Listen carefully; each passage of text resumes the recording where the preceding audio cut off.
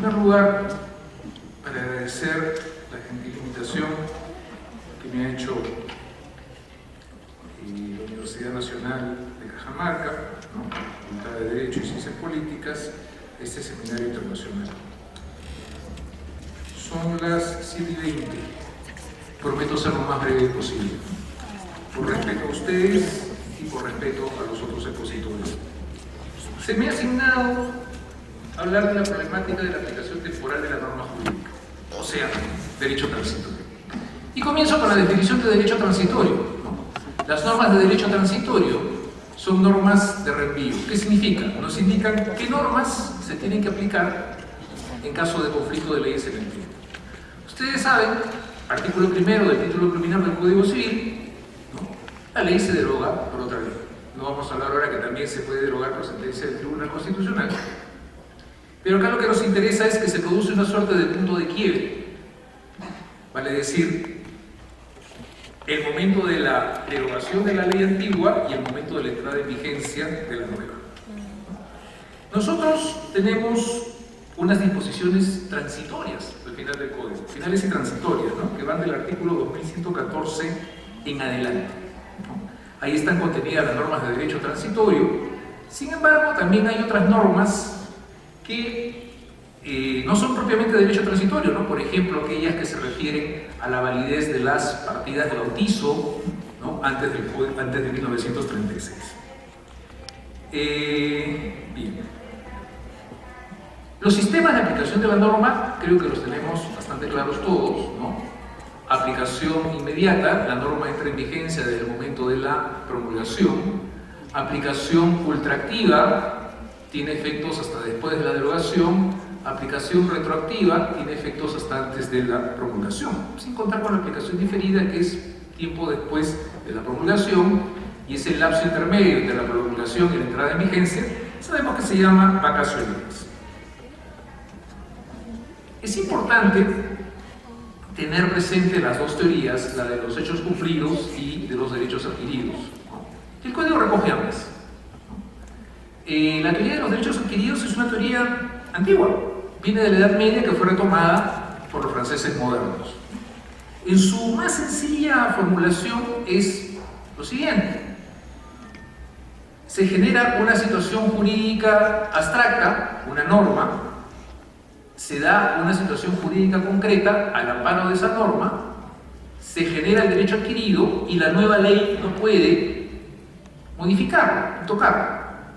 El ejemplo típico y recurrente en doctrina es la persona que cumple 18 años hoy día, porque la ley dice que la capacidad de ejercicio se tiene a los 18 años, y por algún motivo, obviamente ese es un ejemplo académico, al día siguiente se promulga una ley que cambia la mayoría de edad a los 21.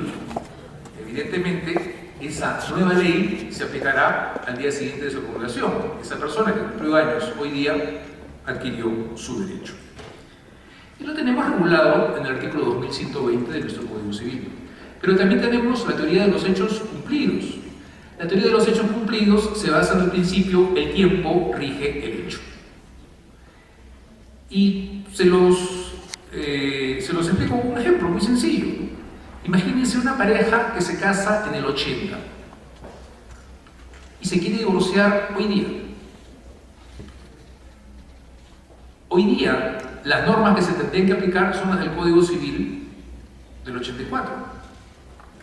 Pero si se quiere cuestionar la validez de ese matrimonio, nulidad, ojo que la acción de nulidad de los matrimonios es imprescriptible, es una excepción. ¿Qué código tengo que aplicar?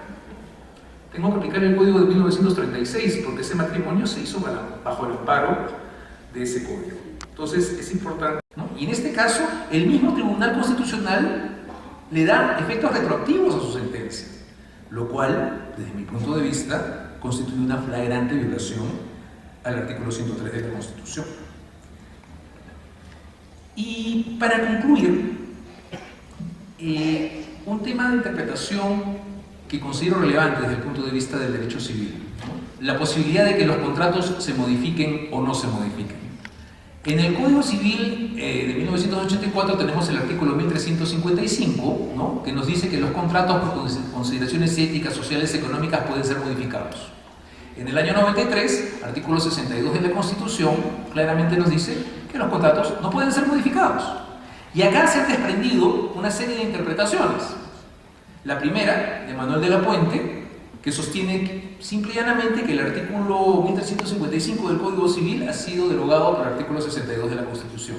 Hasta donde tengo entendido, el Poder Judicial, ¿no?, sigue la posición del profesor de la Puente.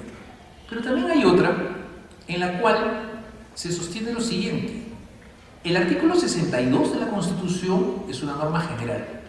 Y sí, la Constitución no puede modificar el contenido de los contratos, pero hay supuestos puntuales específicos, ¿no?, razones económicas, políticas, etc., en los cuales no, o mejor dicho, la ley sí puede modificar el contenido de los contratos. ¿Quieren ejemplos? Tenemos varios. Comienzo con uno.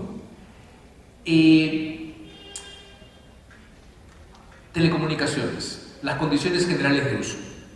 Hasta antes de las condiciones generales de uso, año 2000, habían contratos forzosos por un año. Entre todas las modificaciones que incorporan estas condiciones generales de uso era reducir la obligatoriedad del plazo a 6 meses. Ojo, OCIPTEL estableció claramente que las condiciones generales de uso eran normas de carácter imperativo. Y acá comenzó la discusión, ¿no?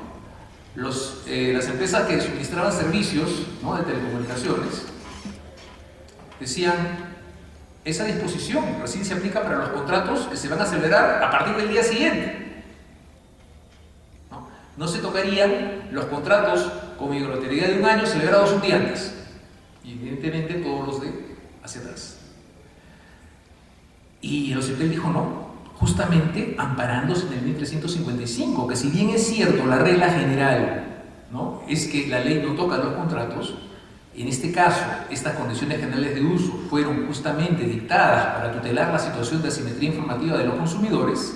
Se estableció que se aplicaba tanto para los contratos vigentes, o sea, que se habían celebrado desde antes, como para los contratos que estaban por celebrarse.